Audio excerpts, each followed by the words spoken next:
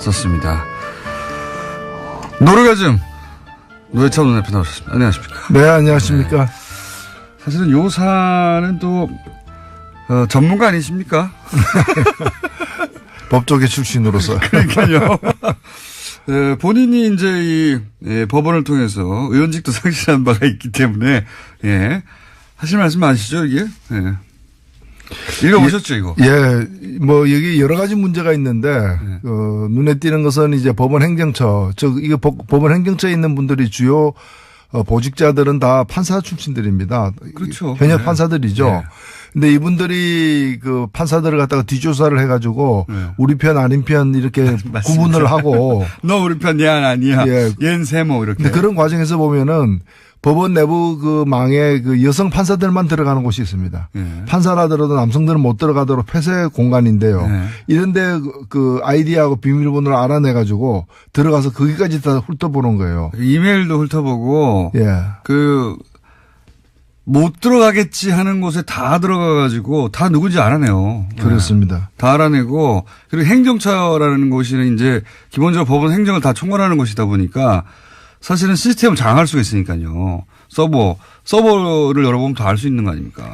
그렇게 한 것 같습니다. 보니까. 예, 이미 그 자료로도 나와 있습니다만은 사법행정위원회라는 주요 이제 법적 기구가 있는데 여기에 이제 들어갈 판사들 후보군들을 갖다가 이제 분류를 해놨어요.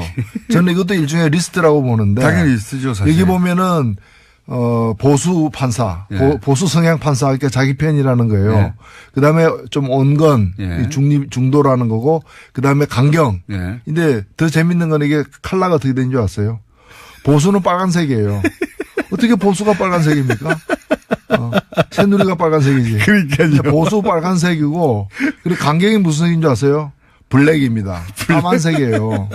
블랙리스트죠. 블랙 조심해야 돼요. 무슨 요새 블랙 뭐 많던데. 블랙하우스 있습니다. 예. 그래서 그러니까 이런 식으로 구분을 내일 블랙하우스 하는 날입니다. 구분이 돼 있고요. 예. 가장 핵심적인 문제는 뭔가면은 지금 몇 개의 그 개인용 PC가 있었는데 예.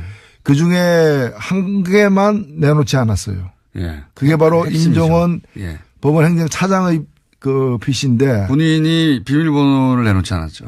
예, 그리고 PC 자체를 내놓지 네, 않았어요. 맞습니다. 예. 이건 열어보지도 못했어요. 예. 나머지는 열어봤는데 비밀번호 걸린 것 때문에 700여 개는 맞습니다. 못 열어봤는데 문제는 이게 가장 열어볼 필요가 있는 거라는 겁니다. 왜냐하면 이 임종원 법원행정처장은 이미 특검 수사에서 박근혜 특검 수사에서 나온 것처럼 지금 그 우병우 민정수석하고 예. 1년에 수백 통 전화를 서로 오가는 사람이에요. 네. 어떻게 법원 행정을 책임지는 사람하고 청와대 민정수석이 수백 통 했다는 얘기는 주로 판결에 관련된 거 아니고서 뭐 법원에 뭐 비가 샜는지 이런 것 때문에 전화를 한 건 아닐 거 아니겠습니까? 비품 구매 때문에 예, 전화한 건 아니겠죠. 이게 완전히 독립적으로 이 운영돼야 될 법원이 특히 대법원이 청와대와 커넥션이 이렇게 그러니까요. 유착 관계가 긴밀하게 있었다는 것은 심각한 의혹이기 때문에 앞으로 반드시 이 조사가 돼야 될 부분입니다. 근데 이게 이제 그 사법부다 보니까 네. 판사들을 대상하다 보니까 검찰 쪽에서도 부담이 큰 것 같아요. 왜냐하면 앞으로 모든 그러니까 사실은 판사는 심판이고 변호사와 검찰이 부딪히는 거 아닙니까? 그런데 이제 이 검찰이 사법부 전체를 대상으로 수사한다든가 사법부의 핵심 요직에 있었던 사람을 수사하는 게 부담이 크고 사법부도 또 내부 조직 논리상 사법부가 어떻게 검찰한테 수사를 의뢰하냐. 이런 인식이 있는 것 같아요. 그렇습니다. 그건 또 한편 사실이기 때문에 그래서 저는 어떻게 해야 됩니까? 김명수 대법원장에게 마지막 기회, 한 번의 기회가 주어져 있다. 네. 지금 진상조사위원회도 진상을 파악하지 못했고 네. 추가조사위원회는 문서만 파악했어요. 그렇죠. 이번에 파악된 문서 중에 문제가 되는 내용들이 많았잖아요. 네. 이것들이 실행됐는지 안 됐는지는 추가조사위원회에서 조사를 안 했습니다. 네. 그럼 이건 조사 안 하고 넘어갈 거냐. 그러니까 그럴 수는 없지 않습니까? 예. 이런 게 밝혀졌는데. 예. 그렇다면 여기까지 조사를 해야 되고 아직 조사하지 않은 어떤 임종원 개인용 PC라거나 이런 까지 다 더 조사를 갖다가 해야 되는 마지막 조사 기회가 한 번 남아있고 이 기회마저도 살리지 못한다면 지금 대법원장이 고심 중에 있는 걸로 알고 있는데 네. 이게마저 살리지 못한다면은 외부 강제 수사는 불가피하다. 네. 그렇지 않다면 우리가 과거에 안개부에서 쪽지 나오는 대로 판결하고 청와대에서 전화 오는 대로 판결했던 그런 치욕스러운 그 과거로 돌아가는 걸 용인하는 꼴이 아니기 때문에 용인하는 꼴에 다름없기 때문입니다. 그러니까 이게 이렇게 이 정도 나왔는데 넘어갈 수가 없어요, 사실. 국민들이 다 봤는데 어떡합니까? 그리고 너무 저는 유치했어요, 사실은. 이게 경악스럽기도 했지만 동시에 유치하게 됐습니다. 이게 뭐, 한반에서 쟤 누구 편이야? 물어보고, 쟤 누구 편이야? 물어보고, 옆반에 그 담임한테 얘기해. 뭐 이런 수준을 전혀 벗어나지 않아요, 전혀. 그럼 문장 되게 웃깁니다. 무슨 누구누구 판사 같은 경우에 이제, 분석을 하면서, 이 사람을 낄 때 안 낄 때 판단이 밝아. 뭐 이런. 그 다음에 아까 빨간색, 까만색, 초록, 푸른색으로 이렇게 구분한 리스트 있죠. 그게 네. 사법행정위원회 네. 구성할 때 뭐라고 나와 있냐면은 너무 우리 편으로만 하면은 국제임금법학에서 이제 꼬투리 잡힐 우려가 있기 때문에 조심해야 된다. 적당히 섞어라. 뭐 이런 거. 나름대로 머리 좀 써보자. 그 좋은 머리를 그런 데 쓰고 있었죠. 아, 문장들은 너무 웃겨요. 예. 속칭 낄 때 안 낄 때. 판사들 스스로 내부 판사들에 대해서 이렇게 굉장히 길게 분석해놔서 이 사람은 이렇고 이 사람은 저렇고 그러면서 뭐 자신한테 불이익이 오지 않는 이슈에 대해서는 강한 어조로 비판하는데 반대의 경우는 침묵한다. 예, 뭐. 이런 평가를 받으면 치욕적이죠. 굉장히 자세히 써 있어요. 개별 판사에 대해서 이 사찰이지 뭡니까. 이런 내용으로 가득 찬 문건입니다. 근데 이게 일부에 불과하다는 거. 어떤 내용이 있길래 나머지는 아예 내놓지 않았을까 궁금하죠. 이거 이상의 내용이 있다는 거죠. 네. 예. 그거 나오면 파괴력이 엄청날 거라고 봅니다. 근데 외부에서 강제로 한다는 건 그러면 외부에서 고소고발이 있어야 된다. 그렇게 되나요? 그렇게 돼야 되나요? 이런 상황으로 계속하면은 아마도 무슨 시민단체나 이런 데서 뭐 고소고발이 있지 않겠습니까? 가만히 있을 수 없죠, 사실. 예. 예. 특히나 원세훈 재판과 네. 관련해서는 이게 지금 2심에서 유죄가 난 거고 다들 이제 상식적인 판결이 나왔다고 생각했는데 5개월 만에 대법원에서 엎어져서 맞습니다. 다들 놀랬지 않습니까? 근데 지금 그 판결 대법원에서 전원 합의로다가 무죄 판결 낸 게 잘 됐다고 얘기하지만 그 뒤에 어떻게 됐습니까? 파기환송됐는데 항소심에서 다시 대법원 말 안 듣고 웬만하면 대법원에서 파기환송하면 대법원 말 듣게 돼 있죠. 근데 두 번째 항소심 재판부에서 이건 말도 아니다 해가지고 다시 유죄로 해가 올렸지 않습니까? 그러니까 최종 유죄로 되지 않았습니까? 그러니까요. 그 얘기는 대법원 13대 빵으로 그 무죄라고 판결 내렸던 그 13명이 진짜 엉터리 판결했다는 게 자기들 내부 판결에 의해서도 입증이 된 거 아니에요. 게다가 문건이 안 나왔으면 모르겠는데 문건에 우병우 민정수석의 요청이 있었잖아요. 그러니까. 어떻게 의심 안 합니까 이거를. 요청이 있고 요청한 대로 저번 합의체로 판결을 냈는데 그 판결 자체도 굉장히 논란이 판결이었거든요. 13대 0도.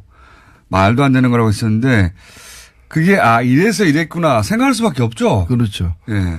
그래서 그런 원세훈 재판만이 아닐 거라고 사실 보는 것이고요. 맞습니다. 그런 중요한 재판마다 청와대의 의견이 법원에 의해서 수용되는 그런 과정을 우리가 밝혀내야 됩니다. 그리고 또 이제 이 내용 중에 보면 이런 게 있습니다. 청와대가 오해하지 않도록. 그러니까 그 원세훈 2심에서 유죄가 났지 않습니까?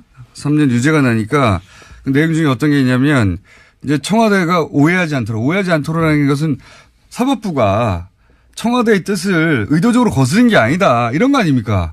뭐 오해입니까? 판결이 났는데 판결이 났으면 판결 받아들여야지. 오해하지 않도록 뭐 오해를 풀어줘야 되는 식의 그런 문구들이 있어요. 저는 그거 보면서 제가 그 안기부 삼성 엑스파일 사건 때 2심에서 무죄를 받았지 않습니까? 그때도 삼성그룹 이근 회장이 오해하지 않도록.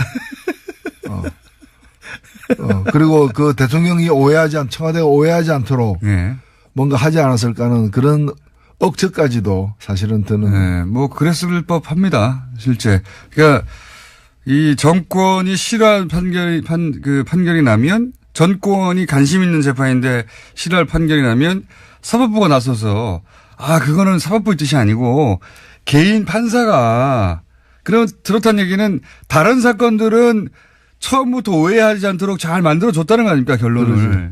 그렇게 생각할 수밖에 없죠. 그리고 우리나라 3심제니까 뭐 정정하겠습니다. 그러니까요. 각하. 그래서 정정한 거 아닙니까 이게. 이제 일종의 음모론처럼 그렇게 돌아가는 거 아니야? 이렇게 얘기했던 거에 증거가 일부 나온 거죠 사실. 그렇죠. 의심하지 않을 수 없는 겁니다. 여기다 불필요한 오해가 있다거나 뭐 이러면서 이제 불필요한 오해 논란이 있지 않도록 하면서 이 대법관들이 나서서 그렇지 않다고 얘기했는데 이걸로는 해결이 안 될 것 같아요.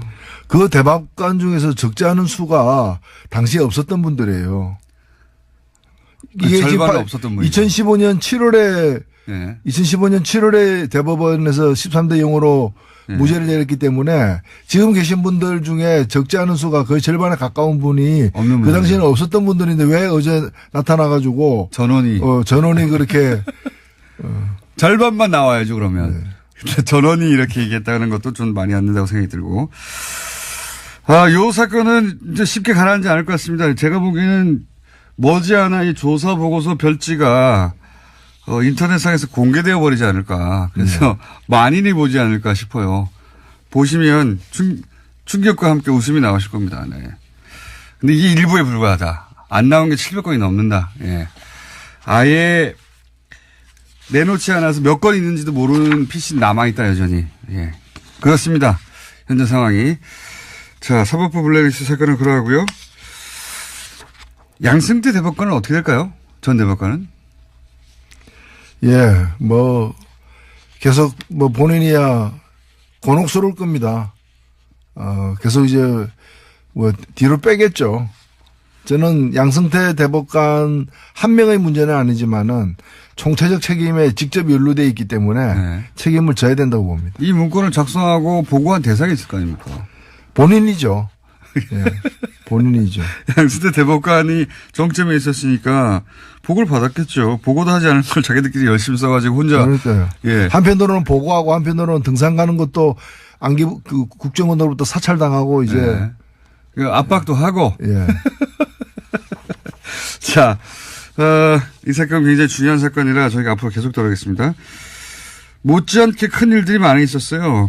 예를 들어서 나경원 의원이 IOC 항의 성안을 보냈다든가 여기 대해서 이제 화가 난 국민들도 있고 그리고 북한 평창올림픽이 평양올림픽이다라고 보수 신문과 야당에서는 계속 공격하고 있고 이거 어떻게 전체적으로 보십니까? 그 올림픽을 공격하는 보수.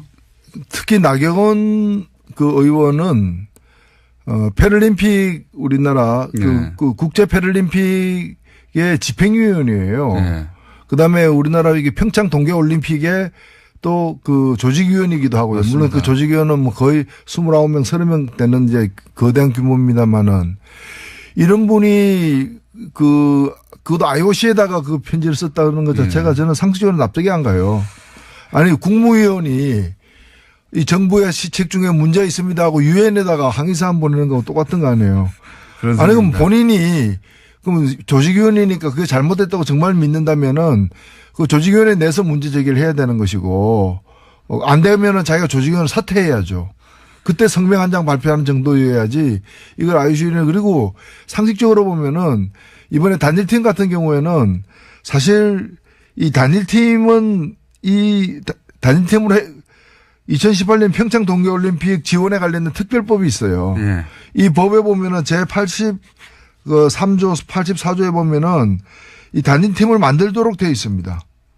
그거가. 근데 이 법을 누가 처음에 제안했느냐. 그러니까. 권성동 의원. 예. 그 다음에 또 다른 당시에 그 새누리당 의원들이 두 개의 법안을 냈는데 둘 다 이게 들어가 있어요.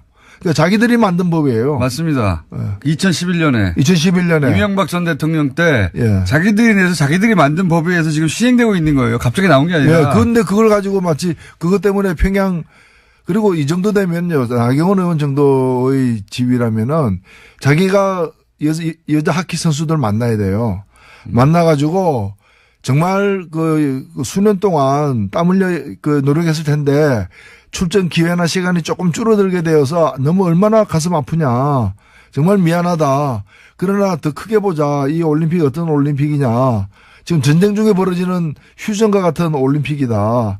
이걸 통해 가지고 우리 그 선수들 엄마 아버지 그 국민들을 좀 더 평화에 1mm라도 접근하는 계기가 되면 그게 더 큰 의미 있잖아요. 자기가 좀 달래고 맞습니다. 대책에 대해서 강구하겠다 뭐 이런 식으로 해야 될 사람이 제가 볼 때는 다른 정신은 어떤지 몰라도 올림픽 정신이 없어요. 네. 이분이 그 집행 IOC 위원인데도 올림픽 정신이 없는 결여된 현저하게 결연된. 네. 나경원 의원은 내일 저희 방송에 또 나오시기 때문에 직접 또 얘기하죠. 올림픽 정신은 없습니다. 평화, 올림픽 정신이 추구하는 게 평화예요. 그리고 평양 올림픽이 뭡니까? 아니 뭐 평양에 무슨 컴플렉스가 있어요? 그런 식이면은 올림픽이 평양 올림픽으로 변질됐다. 그럼 뭐 음식이 완전히 뭐 그럼 평양 냉면도 문제 삼아야지. 왜 냉면은 다 평양 아니면 함흥이냐? 뭐 서울냉면, 수원냉면은 왜 없느냐? 대한요식협회에다가 이거 완전히 뭐 정치적으로 중립이 깨진 거 아니냐 이렇게 항의를 해야지. 식당마다 가면서. 저도 체제선전이라는 말도 웃깁니다, 사실. 우리 강릉이랑 서울에서 공연 몇 번 하는 거하고 북한 전역에 지금 남한 올림픽이 중계되는 거하고 체제선전으로 따지면 비교할 수도 없죠. 예? 그리고 이 88 서울 올림픽 때는요. 네. 그 북한에서 공동 개최를 요구했어요. 맞습니다. 안 받아들여지니까 아예 불참해 버렸어요. 예. 이번에는 주체가 누굽니까? 대한민국 아닙니까? 네네. 여기에 북한이 그냥 들어오는 거잖아요. 다만 입장할 때 네. 공동 선수단이라고 해가지고 같은 옷 입고 같은 깃발 들고 한번 입장하고 퇴장하는 것밖에 더 있습니까? 거기 그 규모도 작아요, 사실 선수단의 규모는. 우리 옆에 조금 들어오는 정도입니다, 사실. 압도적 체제 선전은 대한민국이 하고 있는 거예요. 맞습니다. 북한에서 볼 때 남한 선수단 규모가 이렇고 북한은 조금 서 있고 경기 수도 얼마 없고 근데 한 번도 자신들은 개최하지 못한 올림픽을 두 번이나 하는 거 아닙니까? 동계하게 다. 그럼 남조선 체제 선정의장에 예.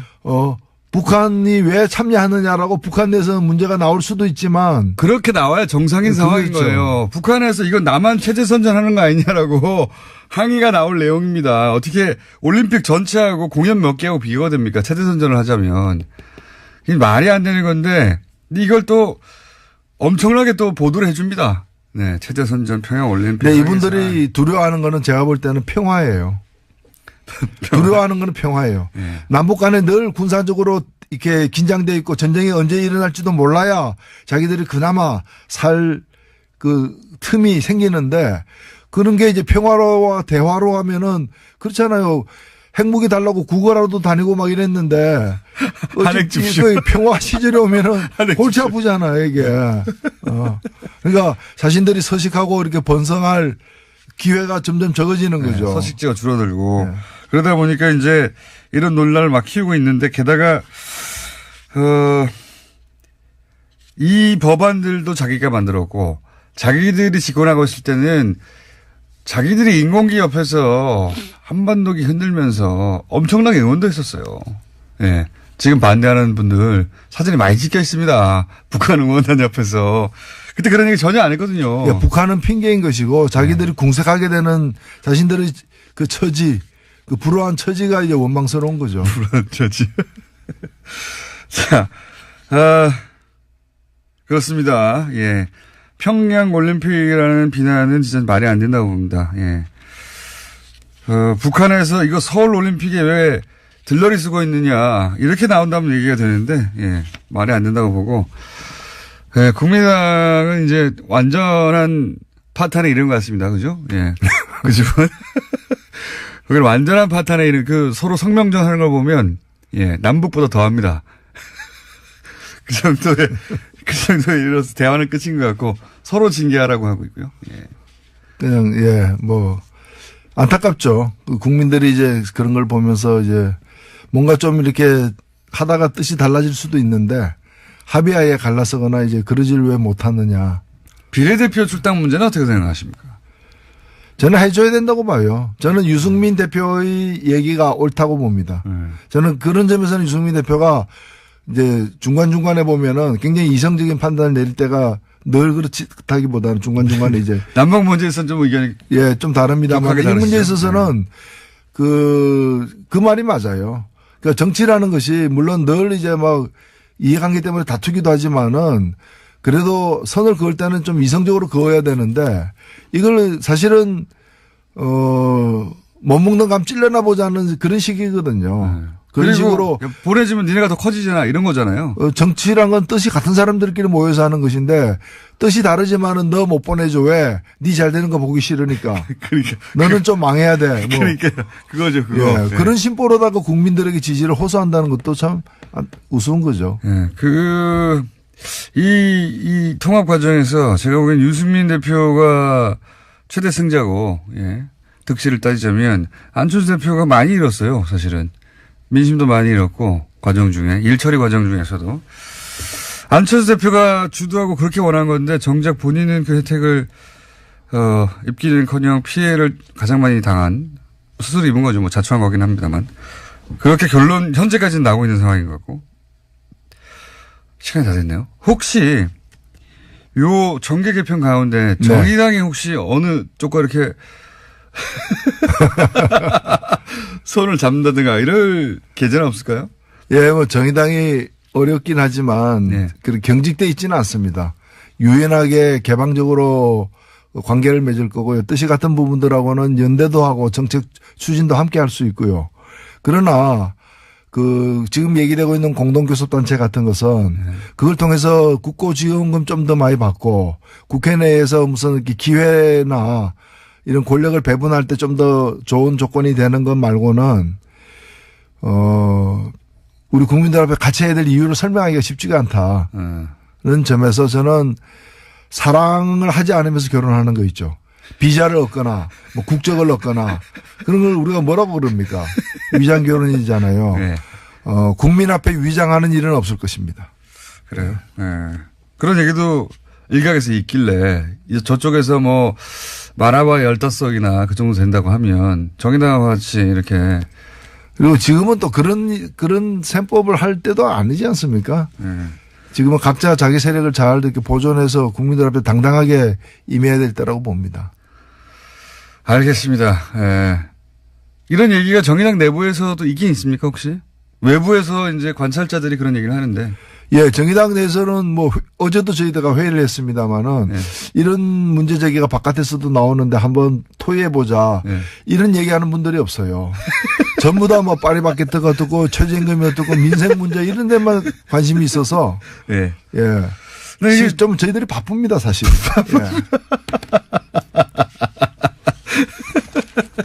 여기까지 하겠습니다. 정의당의 노회찬 원내대표였습니다. 감사합니다. 예. 법원이 특히 대법원이 청와대와 커넥션이 이렇게 그러니까요. 유착 관계가 긴밀하게 있었다는 것은 심각한 의혹이기 때문에 앞으로 반드시 이 조사가 돼야 될 부분입니다. 근데 이게 이제 그 사법부다 보니까 네. 판사들을 대상하다 보니까 검찰 쪽에서도 부담이 큰 것 같아요. 왜냐하면 앞으로 모든 사실은 판사는 심판이고 변호사와 검찰이 부딪히는 거 아닙니까? 그런데 이제 이 검찰이 사법부 전체를 대상으로 수사한다든가 사법부의 핵심 요직에 있었던 사람을 수사하는 게 부담이 크고 사법부도 또 내부 조직 논리상 사법부가 어떻게 검찰한테 수사를 의뢰하냐. 이런 인식이 있는 것 같아요. 그렇습니다. 그건 또 한편 사실이기 때문에 그래서 저는 어떻게 해야 됩니까? 김명수 대법원장에게 마지막 기회, 한 번의 기회가 주어져 있다. 네. 지금 진상조사위원회도 진상을 파악하지 못했고 네. 추가조사위원회는 문서만 파악했어요. 그렇죠. 이번에 파악된 문서 중에 문제가 되는 내용들이 많았잖아요. 네. 이것들이 실행됐는지 안 됐는지는 추가조사위원회에서 조사를 안 했습니다. 네. 그럼 이건 조사 안 하고 넘어갈 거냐. 그러니까 그럴 수는 없지 않습니까? 예. 이런 일이 밝혀졌는데. 예. 그렇다면 여기까지 조사를 해야 되고 아직 조사하지 않은 어떤 임종원 개인용 PC라거나 이런 까지 다 더 조사를 갖다가 해야 되는 마지막 조사 기회가 한 번 남아있고 이 기회마저도 살리지 못한다면 지금 대법원장이 고심 중에 있는 걸로 알고 있는데 예. 이 기회마저 살리지 못한다면은 외부 관계 수사는 불가피하다. 예. 그렇지 않다면 우리가 과거에 굉장히 자세히 써 있어요. 개별 판사에 대해서 이 사찰이지 뭡니까? 이런 내용으로 가득 찬 문건입니다. 근데 이게 일부에 불과하다는 거. 어떤 내용이 있길래 나머지는 아예 내놓지 않았을까 궁금하죠. 이거 이상의 내용이 있다는 거죠. 네. 예. 그거 나오면 파괴력이 엄청날 거라고 봅니다. 근데 외부에서 강제로 한다는 건 그러면 외부에서 고소고발이 있어야 된다. 그렇게 되나요? 그렇게 돼야 되나요? 이런 상황으로 계속하면은 아마도 무슨 시민단체나 이런 데서 뭐 고소고발이 있지 않겠습니까? 가만히 있을 수 없죠, 사실. 예. 예. 특히나 원세훈 재판과 네. 관련해서는 이게 지금 2심에서 유죄가 난 거고 다들 이제 상식적인 판결이 나왔다고 생각했는데 5개월 만에 대법원에서 엎어져서 맞습니다. 다들 놀랬지 않습니까? 근데 지금 그 판결 대법원에서 전원 합의로다가 무죄 판결 낸 게 잘 됐다고 얘기하지만 그 뒤에 어떻게 됐습니까? 파기환송됐는데 네. 항소심에서 다시 대법원 말 안 듣고 예. 웬만하면 대법원에서 파기환송하면 대법원 말 듣게 돼 있죠. 예. 근데 두 번째 항소심 재판부에서 이건 말도 아니다 해가지고 다시 유죄로 해가 올렸지 않습니까? 예. 그러니까 최종 유죄로 되지 않았습니까? 그러니까요. 그 얘기는 대법원 13대 빵으로 그 무죄라고 판결 내렸던 그 13명이 진짜 엉터리 판결했다는 게 자기들 내부 판결에 의해서도 입증이 된 거 아니에요. 게다가 문건이 안 나왔으면 모르겠는데 문건에 우병우 민정수석의 요청이 있었잖아요. 그러니까요. 어떻게 의심 안 합니까 이거를. 요청이 있고 요청한 대로 저번 합의체로 판결을 냈는데 그 판결 자체도 굉장히 논란이 판결이었거든요. 13대 정도. 말도 안 되는 거라고. 안개부에서 쪽지 나오는 대로 판결하고 청와대에서 전화 오는 대로 판결했던 그런 치욕스러운 그 과거로 돌아가는 걸 용인하는 꼴이 아니기 때문에 용인하는 꼴에 다름없기 때문입니다. 그러니까 이게 이렇게 이 정도 나왔는데 넘어갈 수가 없어요, 사실. 국민들이 다 봤는데 어떡합니까? 그리고 너무 저는 유치했어요, 사실은. 이게 경악스럽기도 했지만 동시에 유치하기도 했습니다. 이게 뭐, 한반에서 쟤 누구 편이야? 물어보고, 쟤 누구 편이야? 물어보고, 옆반의 그 담임한테 얘기해. 뭐 이런 수준을 전혀 벗어나지 않아요, 전혀. 그 문장 되게 웃깁니다. 무슨 누구누구 판사 같은 경우에 이제 분석을 하면서 이 사람은 낄 때 안 낄 때 판단이 밝아. 뭐 이런. 그다음에 아까 그 빨간색, 까만색, 뭐 지금 초록 푸른색으로 이렇게 구분한 리스트 있죠. 그게 네. 사법행정위원회 구성할 때 뭐라고 나와 있냐면은 너무 우리 편으로만 하면은 그러니까요. 국제임금법 밖에서 이제 꼬투리 잡힐 우려가 있기 때문에 조심해야 된다. 적당히 섞어라 뭐 이런 거. 나름대로 머리 좀 써보자. 그 좋은 머리를 그런 데 쓰고 있었죠. 아, 문장들도 너무 웃겨요. 예. 속칭 낄 때 안 낄 때. 판사들 스스로 내부 판사들에 대해서 이렇게 굉장히 길게 분석해놔서 이 사람은 이렇고 이 사람은 저렇고 그러면서 뭐 자신한테 불이익이 오지 않는 이슈에 대해서는 강한 어조로 비판하는데 반대의 경우는 침묵한다. 예, 뭐. 이런 평가를 받으면 치욕적이죠. 오늘 썼습니다. 노르가즘 노회찬 원내대표 나오셨습니다. 안녕하십니까. 네, 안녕하십니까. 네. 사실은 요 사안은 또 전문가 아니십니까? 법조계 출신으로서. 그러니까요. 본인이 이제 이 법원을 통해서 의원직도 상실한 바가 있기 때문에 하실 말씀 아시죠 이게? 읽어보셨죠 이거? 예, 뭐 여기 여러 가지 문제가 있는데 눈에 띄는 것은 이제 법원 행정처, 이거 법원 행정처에 있는 분들이 주요 보직자들은 다 판사 출신들입니다. 그렇죠. 현역 판사들이죠. 네. 근데 이분들이 그 판사들을 갖다가 뒷조사를 해가지고 우리 편 아닌 편 이렇게 구분을 하고 너 우리 편 얘 아니야. 예. 얜 세모 이렇게. 근데 그런 과정에서 보면은 법원 내부 그 망에 그 여성 판사들만 들어가는 곳이 있습니다. 예. 판사라더라도 남성들은 못 들어가도록 폐쇄 공간인데요. 예. 이런데 그 아이디하고 비밀번호를 알아내가지고 들어가서 거기까지 다 훑어보는 거예요. 이메일도 훑어보고 예. 못 들어가겠지 하는 곳에 다 들어가가지고 다 누군지 알아내요. 그렇습니다. 다 알아내고 그리고 행정처라는 곳이 이제 기본적으로 법원 행정을 다 총괄하는 곳이다 보니까 사실은 시스템을 장악할 수가 있으니까요. 서버를 열어보면 다 알 수 있는 거 아닙니까? 그렇게 한 것 같습니다. 보니까. 예, 이미 그 자료로도 나와 있습니다만 사법행정위원회라는 주요 이제 법적 기구가 있는데 여기에 구성 여기 이제 들어갈 판사들 후보군들을 갖다가 이제 분류를 해놨어요. 저는 이것도 일종의 리스트라고 보는데 당연히 쓰죠, 사실. 여기 보면은 보수 판사, 예. 보수 성향 판사, 그러니까 자기 편이라는 거예요. 예. 그 다음에 좀 온건, 예. 중도라는 거고, 그 다음에 강경. 예. 근데 더 재밌는 건 이게 컬러가 어떻게 된 줄 아세요? 보수는 빨간색이에요. 어떻게 보수가 빨간색입니까? 새누리가 빨간색이지. 그러니까요. 보수 빨간색이고, 그리고 강경이 무슨 색인 줄 아세요? 블랙입니다. 까만색이에요. 블랙리스트죠. 블랙 조심해야 돼요. 무슨 요새 블랙 뭐 많던데. 블랙하우스 있습니다. 예. 그래서 그러니까 이런 식으로 구분을 내일 블랙하우스 하는 날입니다. 구분이 돼 있고요. 예. 가장 핵심적인 문제는 뭔가면은 지금 몇 개의 그 개인용 PC가 있었는데 예. 그 중에 한 개만 내놓지 않았어요. 예. 그게 바로 핵심이죠. 임종원 예. 법원행정차장의 그 PC인데 본인이 비밀번호를 내놓지 않았죠. 예, 그리고 PC 자체를 내놓지 네, 않았어요. 맞습니다. 예. 이건 열어보지도 못했어요. 예. 나머지는 열어봤는데 비밀번호 걸린 것 때문에 700여 개는 맞습니다. 못 열어봤는데 문제는 이게 가장 열어볼 필요가 있는 거라는 겁니다. 왜냐하면 이 임종원 법원행정처장은 이미 특검 수사에서 박근혜 특검 수사에서 나온 것처럼 지금 그 우병우 민정수석하고 예. 1년에 수백 통 전화를 서로 오가는 사람이에요. 네. 어떻게 법원 행정을 책임지는 사람하고 청와대 민정수석이 수백 통 했다는 얘기는 주로 판결에 관련된 거 아니고서 뭐 법원에 뭐 비가 샜는지 이런 것 때문에 전화를 한 건 아닐 거 아니겠습니까? 비품 구매 때문에 예, 전화는 아니겠죠. 이게 완전히 독립적으로 이 운영돼야 될